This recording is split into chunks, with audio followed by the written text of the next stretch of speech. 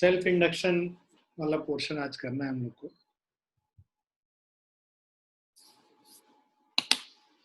Just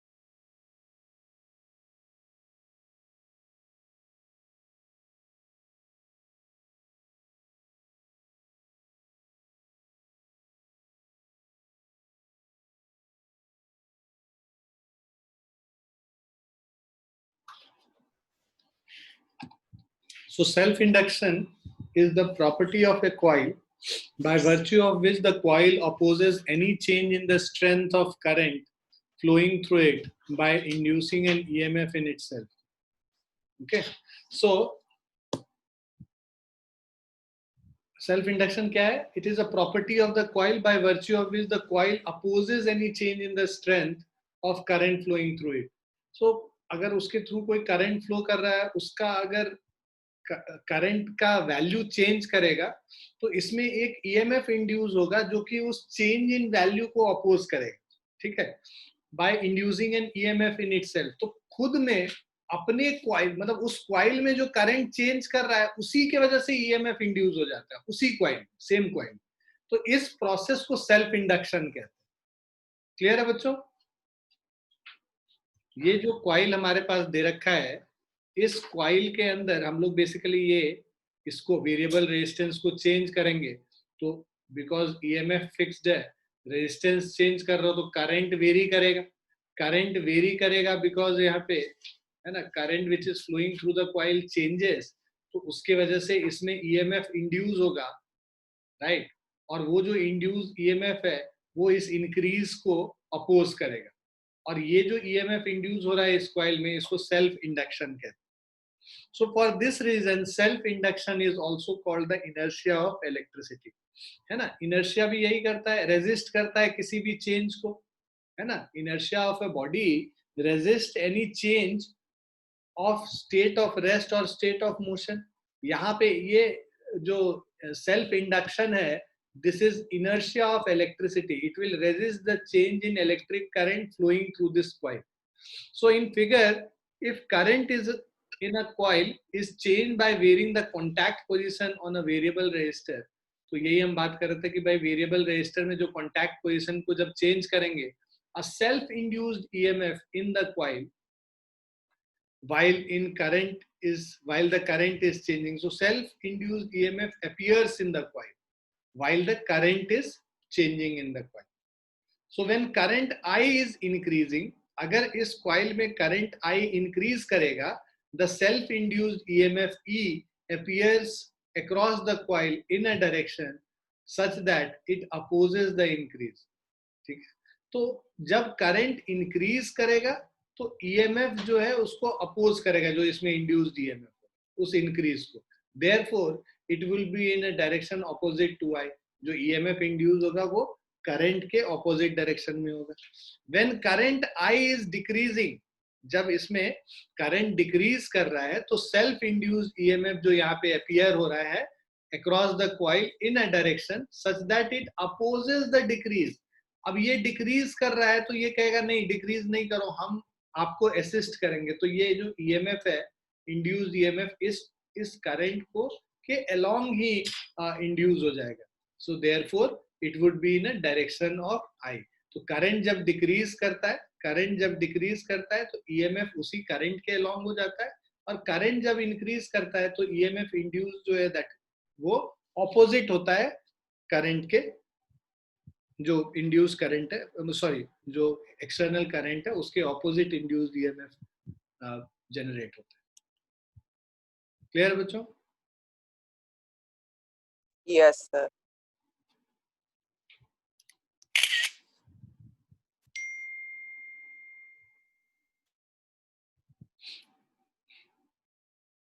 सबको आ गया समझ में सेल्फ इंडक्शन? Yes, sir.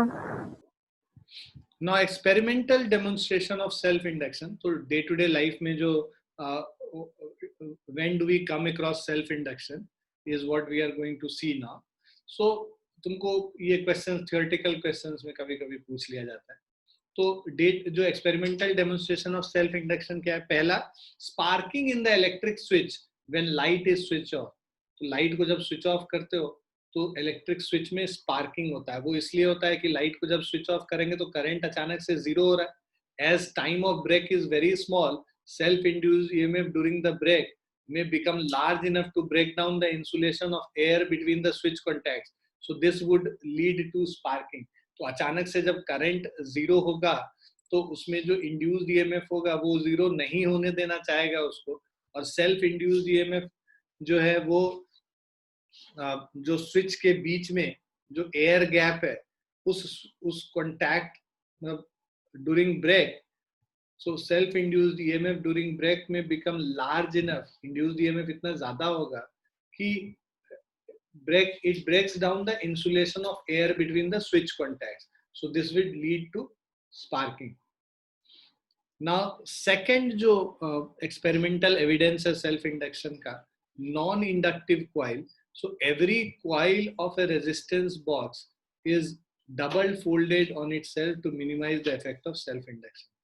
कोई भी जो रेजिस्टेंस का क्वाइल है उसको हम लोग डबल फोल्ड करते हैं जिससे कि the effect of self induction is reduced. The current in every part of coil is equal and opposite to current in the opposite part of the coil. So therefore magnetic field around one part of a coil is cancelled by magnetic field around the opposite part. Such coils are called non inductive coils. तो हम लोग एक non inductive coil बनाते हैं specially resistance के case में, और इस चीज को अवॉइड करने के लिए कि जो सेल्फ इंड्यूस्ड ईएमएफ है उसको अवॉइड करने के लिए, जिसके वजह से जो इंडक्शन एक पार्ट का है वो दूसरा पार्ट उसको कैंसिल कर देगा, डबल फोल्डेड रहता है. थर्ड वाला in figure C. So C is a coil. In figure C is a coil of few turns wound on a soft iron core. It is connected to a battery, a key K. तो इसको हम लोग एक battery से connect करते हैं, की K से कनेक्ट करते हैं. Rheostat and bulb as shown. Press K and adjust the rheostat so that bulb just glows. Now release the key. We find that the bulb overglows before extinguishing. तो हम लोग जब की को क्लोज करेंगे और रियोस्टैट को एडजस्ट करेंगे तो बल्ब ग्लो करेगा. बट जैसे ही इसको रिलीज करोगे तो ये ओवर ग्लो करेगा एक बारी बंद होने के पहले. तो ये जो ओवर ग्लो करता है अगेन सेल्फ इंडक्शन की वजह से करता है. जो इंडक्शन है यहाँ पे सेल्फ इंड्यूस्ड ईएमएफ प्रोड्यूस हो रहा है उसकी वजह से. So this must be due to self induced current in the direction of main current during the break.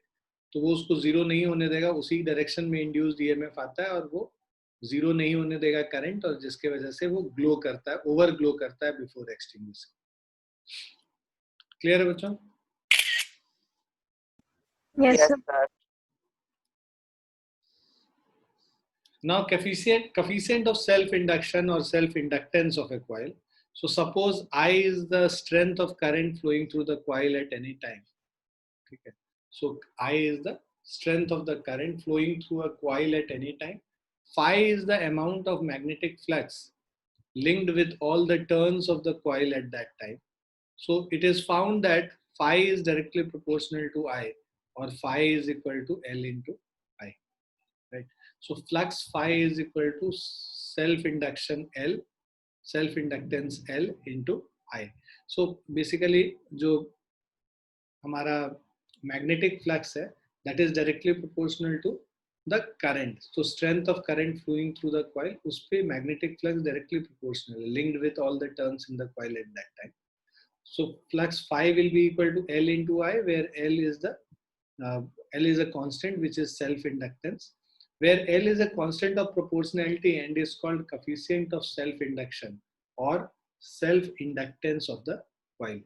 The value of L depends on the number of turns, area of cross section, and nature of material of the core on which the coil is wound. तो L क्या क्या चीज पे depend कर रहा है? Number of turns पे, area of cross section पे, और nature of material of the core on which the coil is bound. So इन तीन चीजों पे L का वैल्यू डिपेंड करेगा। अब जब current I is equal to 1 है तो phi is equal to L into 1 L के बराबर हो जाएगा। Therefore, coefficient of self induction or self inductance of a coil is numerically equal to the amount of magnetic flux linked with the coil when unit current flows through the coil.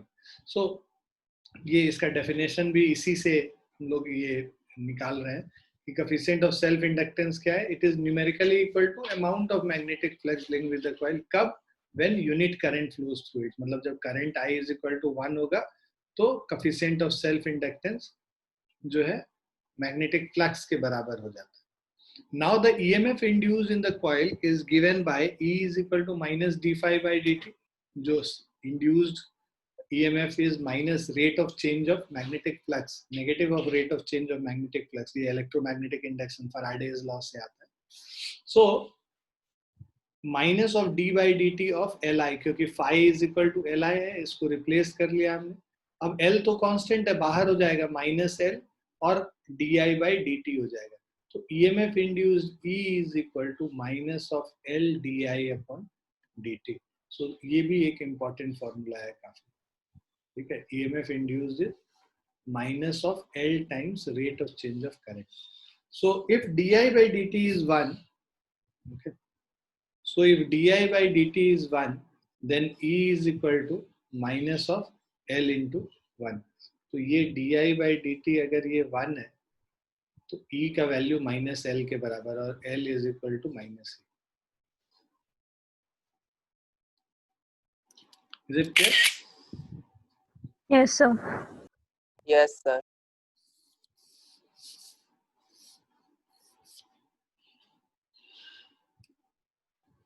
Coefficient of self-induction or self-inductance of a coil is equal to the EMF induced in the coil when rate of change of current through the coil is unity. Now inductance is a scalar quantity. The SI unit of L is Henry. तो ये जो inductance है scalar quantity है, इसका जो SI unit है that is henry. So L is minus of E di by dt. So हमें पता है भाई E is equal to minus L di by dt. तो अब L का वैल्यू निकालोगे तो E divided by minus E divided by di by dt होता है. सो सेल्फ इंडक्टेंस, अच्छा 1 henry is equal to 1 volt by 1 ampere per second. तो second ऊपर चला जाएगा. So this is 1 volt is second divided by ampere. So self inductance of a coil is said to be 1 Henry when a current changes at the rate of 1 ampere per second through the coil induces an EMF, inducing an EMF of 1 volt in the coil. So ये 1 Henry है, 1 volt by 1 ampere per second. So यहाँ पे second ऊपर 1 volt per second वही कह रहा है कि जब 1 हेनरी के बराबर कब होगा? When current change at the rate of 1 ampere per second. तो ये जो di by dt है 1 एम्पियर पर सेकेंड और EMF 1 वोल्ट होगी. Now dimension of self inductance L.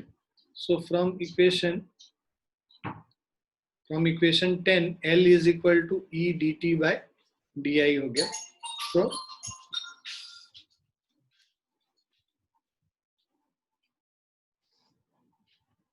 L is equal to E dt by di हो गया, right. So E is equal to जो EMF induce होता है, ये हमें पता है कि work done W by Q V के बराबर है. तो हम लोग यहाँ पे W by Q अगर रिप्लेस कर दें तो W by Q into dt by di हो गया. अब इसका हम लोग को डायमेंशनल फॉर्मूला निकालना है. वर्क डन का क्या होता है? m1 L square t minus 2 होता है. ये वर्क डन का हो गया. dt टाइम का होगा यहाँ पे डायमेंशन इंटू टी. Q जो है ampere into time, A into T current into time और di ये करंट का हो गया. तो अब ये क्या हो गया? m1 L square t minus 2 और ये t कैंसिल हो गया. तो m1 L square t minus 2 और a square जो है ऊपर जाएगा तो a to the power minus 2 हो जाएगा. तो ये जो L है ये इंडक्टेंस को रिप्रेजेंट कर रहा है और ये L बेसिकली लेंथ को m1 L square t minus 2 a minus 2 ये इसका डायमेंशनल फॉर्मूला हो गया, ठीक है। तो खासकर ऐसे जो क्वांटिटीज हैं, जितने भी क्वांटिटीज 12th क्लास में तुम मेजरली पढ़ते हो, तो उन सभी का ये डायमेंशनल फॉर्मूला, ये सब नए, जैसे कैपेसिटेंस हो गया या इंडक्टेंस हो गया, इन सब का डायमेंशनल फॉर्मूला ध्यान रखोगे। जैसे एप्सिलॉन नॉट हो गया, म्यू नॉट हो गया, इन सब का उन लोगों को डायमेंशनल फॉर्मूला पता होना चाहिए। Note that in the dimensional formula on RHS, L represents the L length, and on LHS, L represents the coefficient of self-induction.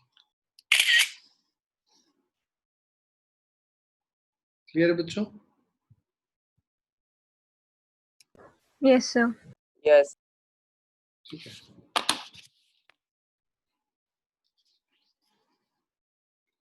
Now let us do this question. So we have first, what EMF will be induced in a 10 Henry inductor? So जो inductor है L, this is equal to 10 Henry inductor, in which current changes from 10 ampere to 7 ampere. So change in current delta I कर दो. So basically I2 is equal to 10 ampere. 10 ampere to 7 ampere, sorry. So I1 is 10 ampere, I2 is 7 ampere. In 9, तो कितने time में? Delta t is equal to 9 into 10 to the power minus 2 seconds. Right? EMF induced E is equal to minus L delta I by delta t. ठीक है? So basically minus L di by dt. तो यहाँ पे di because बड़ा है, time जो है, so minus L minus of 10 into change in current I2 minus I1, 7 minus 10 हो गया, और ये 9 into 10 to the power minus 2 हो गया. So 7 minus 10 minus 3, और ये minus 10 plus 30 हो गया. 30 into 10 to the power 2 by 9. So 3 3s are 9, 3 10s are 10 to the power 3 by 3. So 333.33 volts. Clear बच्चों? Yes, sir.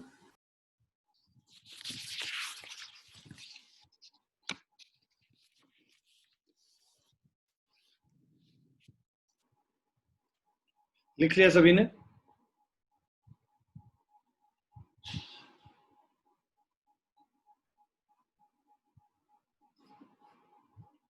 लिख लिया सभी ने? Yes, sir. Yes, sir. Now second question, the current passing through a choke coil, ये inductor ही होता है choke coil of 5 Henry, तो self inductance इसका 5 Henry है, L का value is decreasing at the rate of 2 ampere per second, मतलब di upon dt decrease कर रहा है, तो ये minus 2 ampere per second हो गया. What is the EMF developed across the coil? E is equal to minus L di upon dt. Direct application है, minus of 5 into minus 2. So this is 10 volt.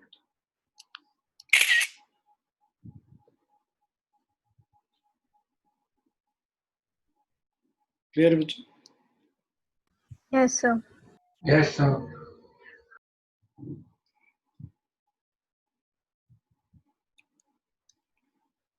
Now self-inductance of a long coil. So a solenoid is basically a coil wound on a tightly packed helix. ठीक है?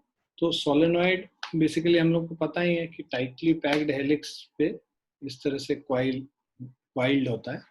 A long solenoid is that whose length is very large as compared to the radius of the cross section. तो अगर हम L की बात करें तो ये जो radius होगा L is very very greater than R, तो उसको हम लोग long solenoid बोलेंगे. The magnetic field B at any point inside such a solenoid is practically constant. तो long solenoid में magnetic field अंदर constant है, and it is given by mu naught N by L into I. N by L ये total number of turns है, और ये length of solenoid है. पर हमें पता है small n क्या होता है? Number of turns per unit length. तो हम लोगों ने पहले पढ़ा था B is equal to mu not N into I. अब अगर इसको कैपिटल N के टर्म्स में लिखोगे तो B is equal to mu not into N by L into I. वही चीज यहाँ पे रिप्रेजेंट कर रहा है. So where mu naught is absolute magnetic permeability of free space or air, which forms the core of the solenoid, L is the length of the solenoid, N is the number of turns in the solenoid, right? So mu naught हमारा permeability हो गया of free space, L is length of the solenoid, and N is the total number of turns in the solenoid.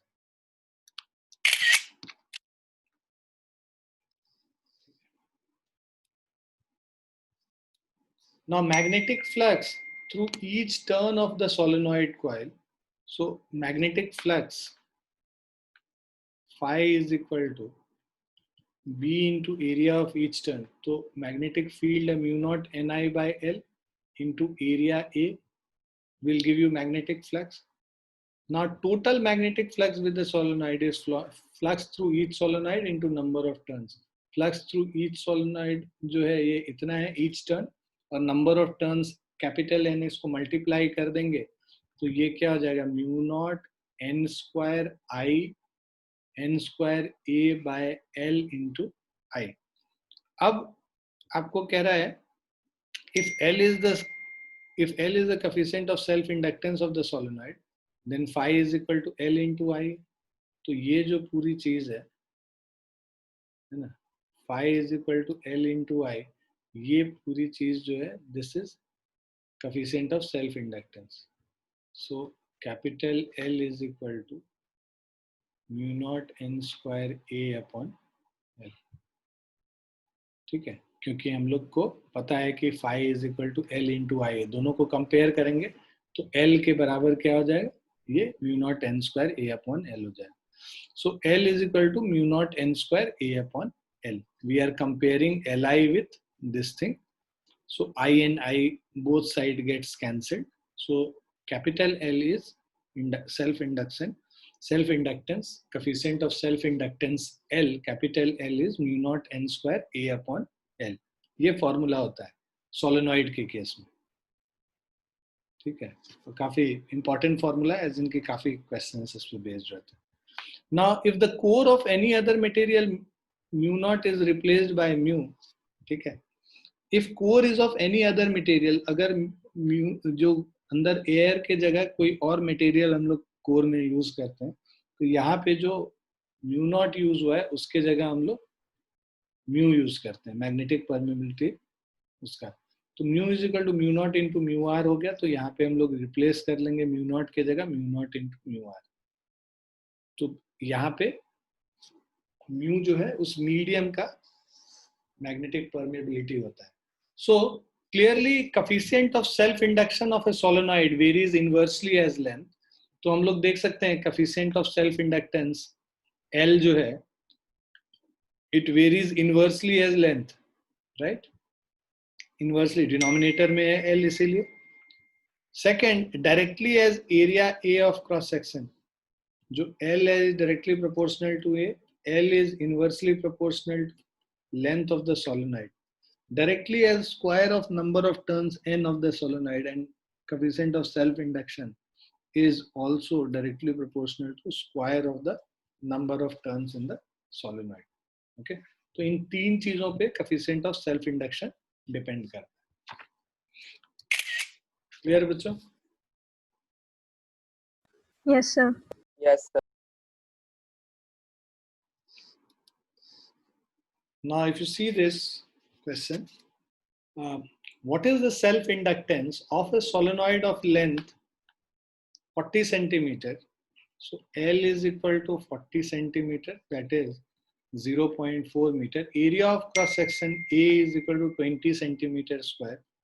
20 into 10 to the power minus 4 meter square.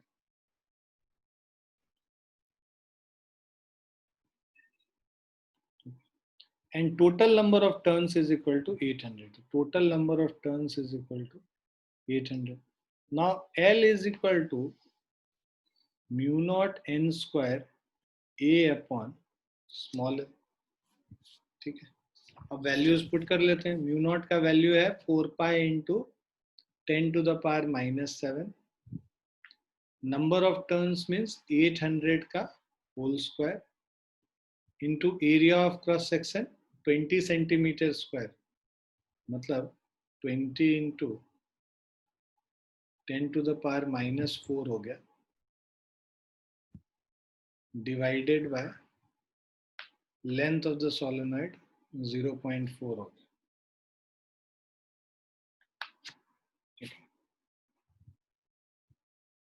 अब इन सब values को यहाँ पे अगर हम लोग सॉल्व करते हैं, so we'll get 4 pi into 8 square, 4 pi into 64 into 20 divided by 0.4, 10⁻⁻7 -4 -11 और +4, so -7 ही होगा। So this is 4 into 3.14, 64 into 20, 40192, 4.0192 into 10 to the power -300.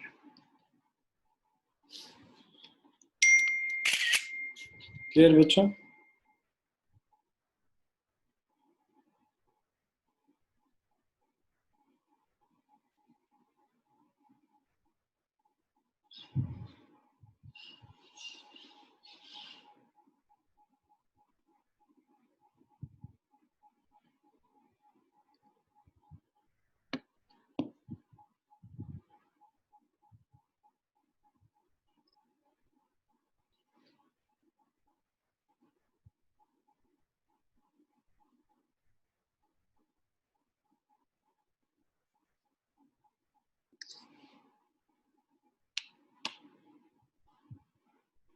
लिख लिया सबने?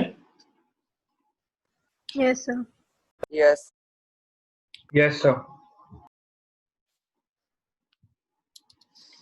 Now grouping of coils.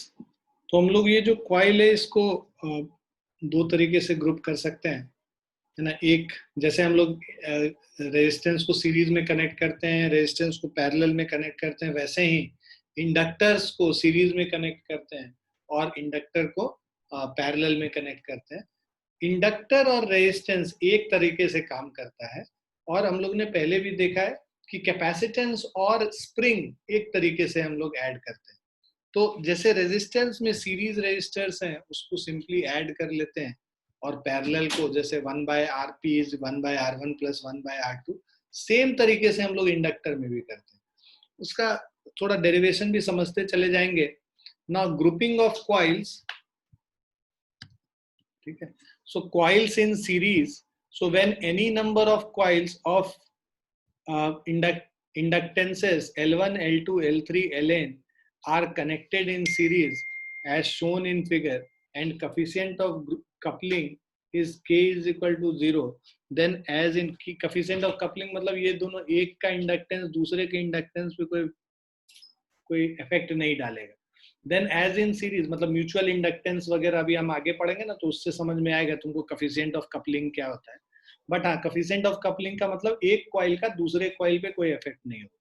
Then as in series current through each coil is same and potential divides. तो basically यहाँ पे जब current तुम फ्लो कराओगे तो सब में सेम करंट होएगा, और पोटेंशियल जो है वो डिवाइड हो जाएगा। तो जो नेट ईएमएफ जो इंड्यूस हो रहा है E1 plus E2 plus E3 plus EN हो गया। E1 को हम लोग लिख सकते हैं L1 इंटू DI/dt, LDI/dt होता है ना, तो फर्स्ट वाले कॉइल में L1 इंटू DI/dt, सेकेंड में L2 इंटू DI/dt, और nth वाले में Ln into DI/dt is equal to, जो इन सारे इंडक्टर को अगर हम सिंगल इंडक्टर से रिप्लेस करते हैं जिसका वैल्यू Ls है, तो वो क्या आ जाता है Ls इंटू DI/dt, राइट। अब DI/dt कॉमन लेके काट देंगे तो inductance in series, self inductance when these are connected in series is Ls is equal to L1 plus L2 up to Ln. So hence combined inductance of coils in series is equal to sum of the inductance of the individual coils, therefore in series inductances increase. क्योंकि हम लोग series में देख रहे हैं कि inductors को, मतलब सेल्फ इंडक्टेंस को ऐड करके हमें नेट सेल्फ इंडक्टेंस निकलता है पूरे सीरीज कॉम्बिनेशन का. तो यहाँ पे जो सीरीज कॉम्बिनेशन में जो इंडक्टर होगा, इंडक्टेंस होगा, that inductance will be more than the individual inductance of each of these coils. ठीक है.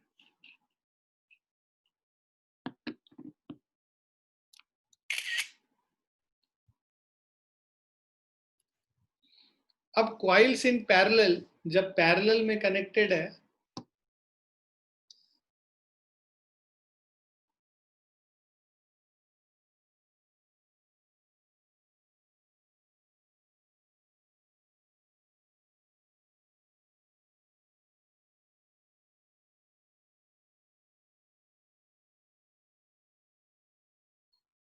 so coils in parallel, when any number of coils of inductances L1, L2, L3 and Ln are connected in parallel, shown in figure, and coefficient of coupling K is equal to 0, then as in parallel, potential remains the same and current divides through.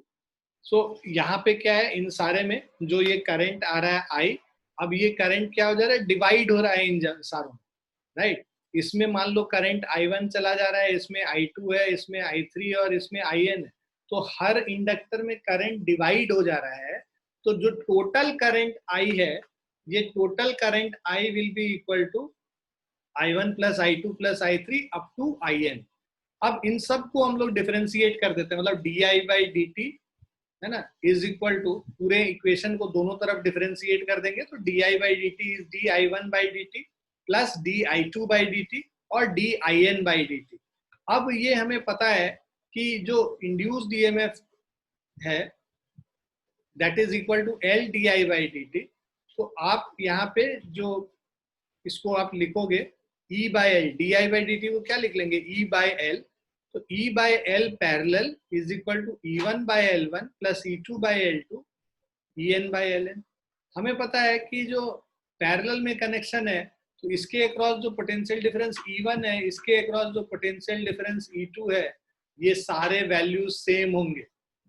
और किसके बराबर होंगे, इसके बराबर, E के बराबर. So E is equal to E1 plus E2 plus E3 up to En, है ना. तो इन सबको अगर हम लोग इन सबको कैंसिल कर दें न्यूमरेटर को, तो 1/LP is equal to 1/L1 plus 1/L2 up to 1/Ln, right? So hence reciprocal of combined inductances of any number of coils in parallel is equal to sum of the reciprocal of inductance of individual coils. So 1/LP is 1/L1 plus 1/L2 up to 1/Ln. Thus in parallel combined inductance is less than the minimum value of inductance of any coil. जब coils parallel में connected हैं तो जो combined inductance है that is less than the minimum value of inductance of any coil. Now equation 15 and 16 shows that grouping of inductance,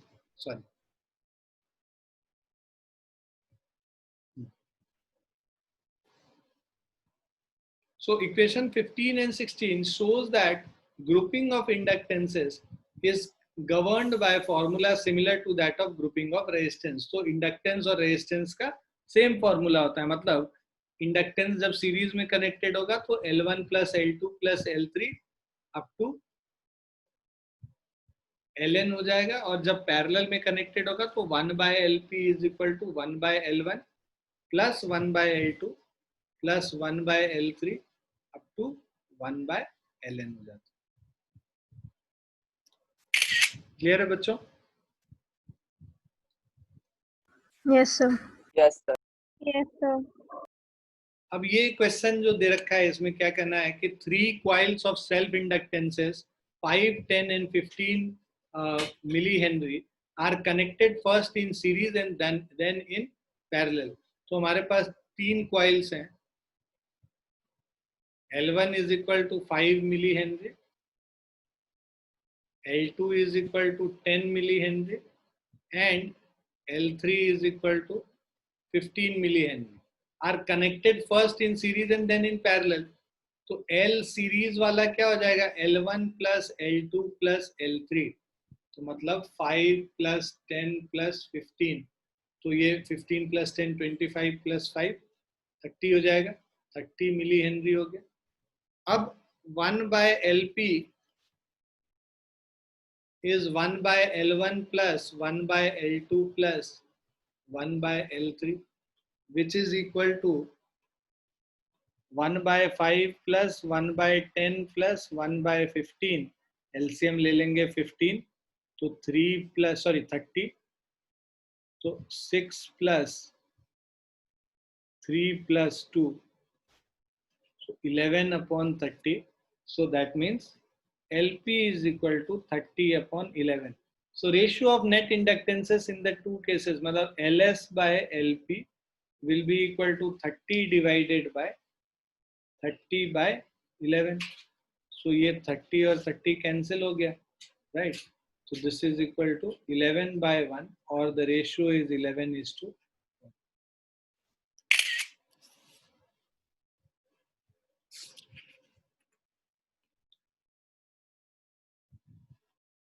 Clear है बच्चों? Yes, sir.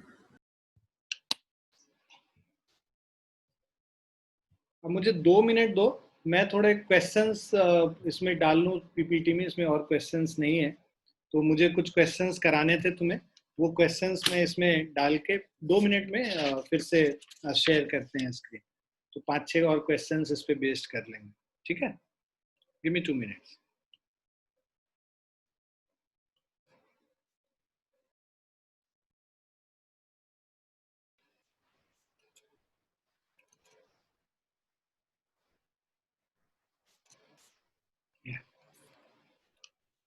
So we'll do this first one pehle.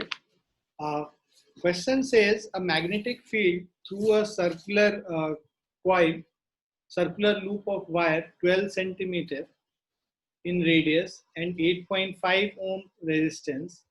ठीक है, तो एक circular loop है. तो ये जो सर्कुलर लूप है, इसका जो है radius r is equal to 12 centimetre, मतलब 0.12 मीटर हो गया. और रेजिस्टेंस जो है इसका कैपिटल R 8.5 ओम है. Changes with time as shown in figure.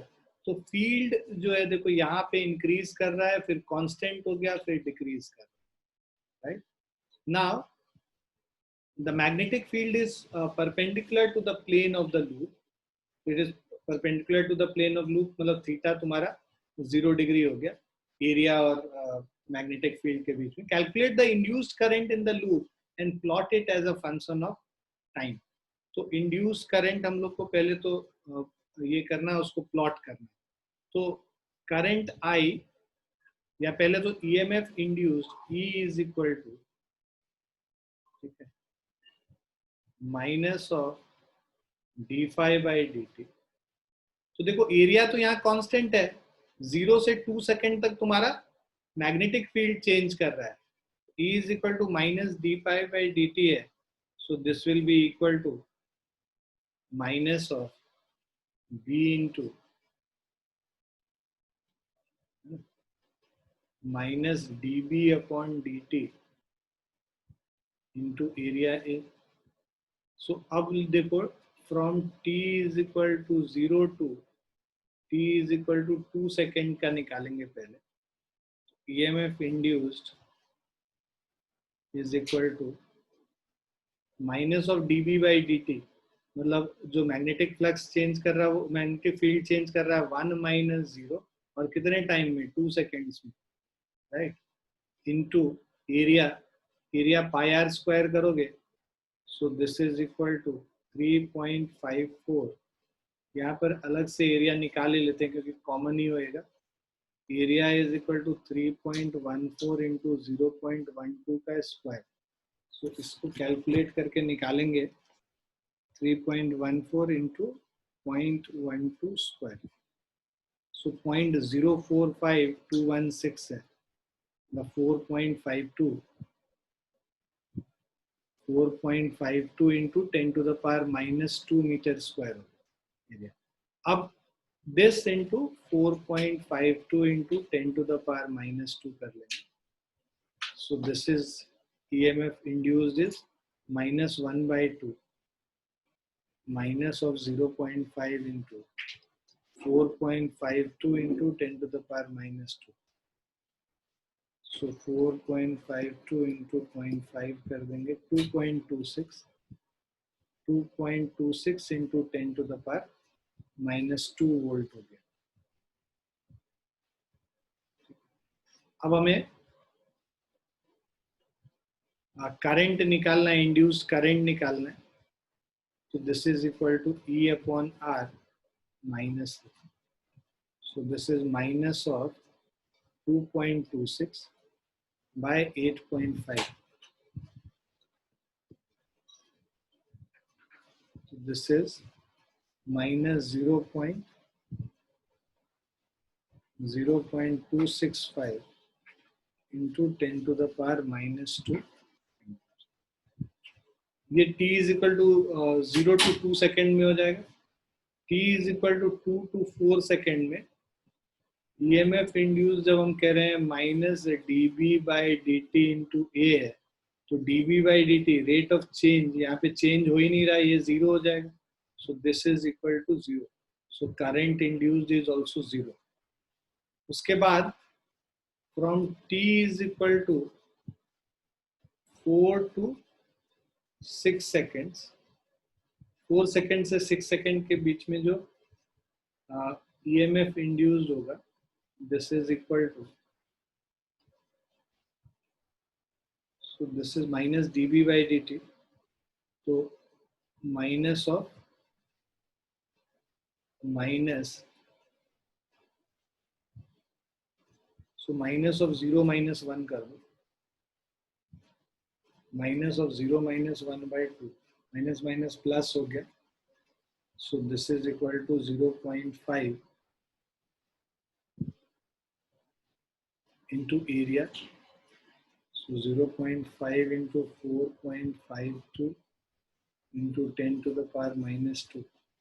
So 2.26 into 10 to the power minus 2. Current induced will be equal to plus of 0.265 into 10 to the power minus 2. तो अब इसमें अगर हम लोग करंट इंड्यूस का plot करेंगे तो पहले नेगेटिव करंट था, बाद में जीरो हो गया और उसके बाद ये पॉजिटिव हो गया. सो ये हमारा करंट वर्सेस टाइम का ग्राफ. ठीक है, तो नेगेटिव, फिर ये जीरो और उसके बाद पॉजिटिव. क्लियर है बच्चों? Yes, sir. Yeah.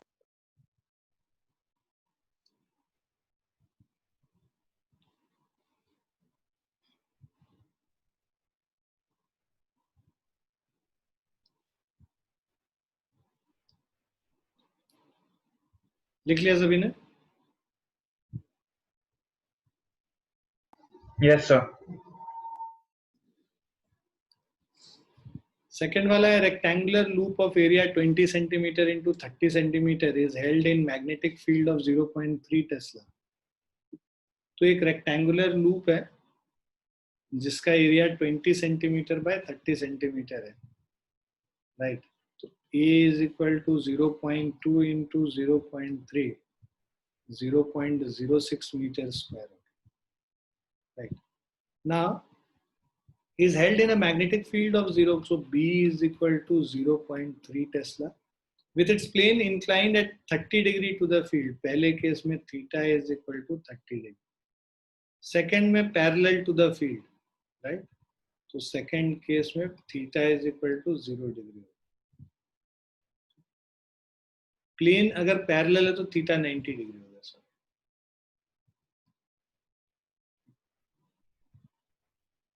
Now find the magnetic flux linked with the coil in each of the cases.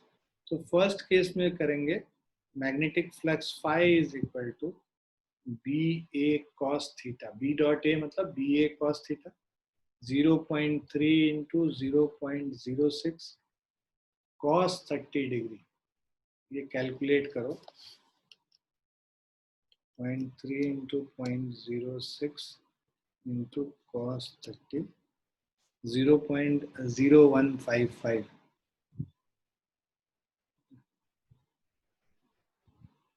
अच्छा प्लेन 30 डिग्री है तो ये तो 60 डिग्री बनाएगा,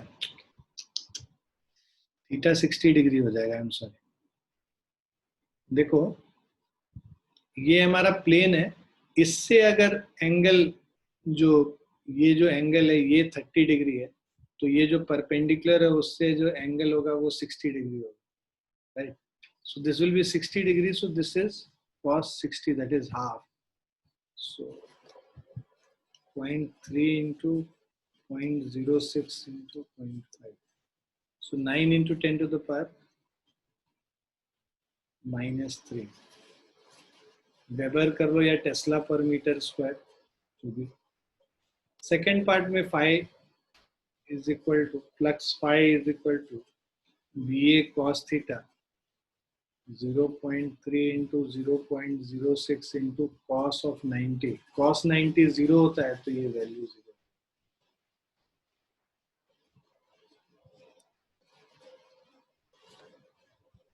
क्लियर बच्चों? Yes, sir. देख लिया सभी ने? Yes, sir.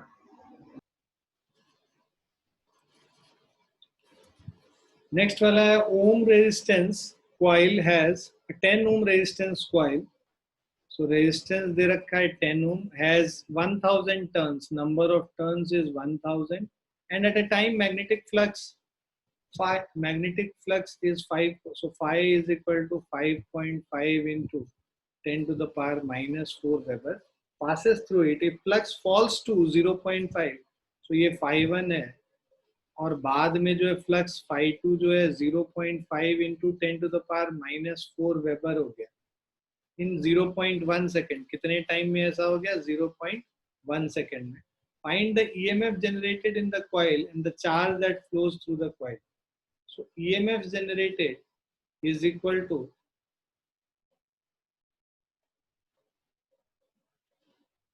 E is equal to minus of N d phi upon dt. So this is minus of 1000 phi2 minus phi1 मतलब 0.5 into 10 to the power -4 minus 5.5 into 10 to the power -4। कितने time में ऐसा हो रहा है? 0.1 seconds. So this is equal to -5 into minus plus हो गया, 5 into 10 to the power 3 है, तो 0.5 by 0.1 ये 5 वोल्ट हो गया। तो EMF induced is 5 वोल्ट। और चार्ज फ्लोइंग बेसिकली करंट क्या हो जा रहा है? E by R है, which is equal to 5 by 10. This is 0.5 ampere, right? और charge flowing Q is equal to current I into T, 0.5 into time कितना है? 0.1 है, तो 0.05 कूलम्स। इसको लिख लो बच्चों। अगली क्लास में हम लोग थोड़े न्यूमेरिकल्स और करेंगे और एक म्यूचुअल इंडक्टेंस वाला पोर्शन रह गया है, उसको खत्म कर लेंगे तो ये EMI हमारा खत्म हो जाएगा, मतलब थ्योरी पार्ट। पहले हम लोग क्या करेंगे कि कुछ न्यूमेरिकल्स और करने हैं, बट पहले मैं कोशिश करूंगा कि जो हमारा AC वाला पोर्शन है उसका थ्योरी पहले पढ़ा दें, बाद में फिर न्यूमेरिकल कराएं, क्योंकि फिर थ्योरी भी नहीं रहेगा तो तुम लोग को दिक्कत होगी एग्जाम में। तो पहले एग्जाम के लिए थ्योरी पार्ट खत्म कर लेंगे, बाद में फिर न्यूमेरिकल जो रह जाएंगे वो हम लोग कर लेंगे एक बार। ठीक है बच्चों? ठीक है सर। ओके चलिए। Yes, sir. Bye, sir. Thanks. Hi, sir. Thank you, sir.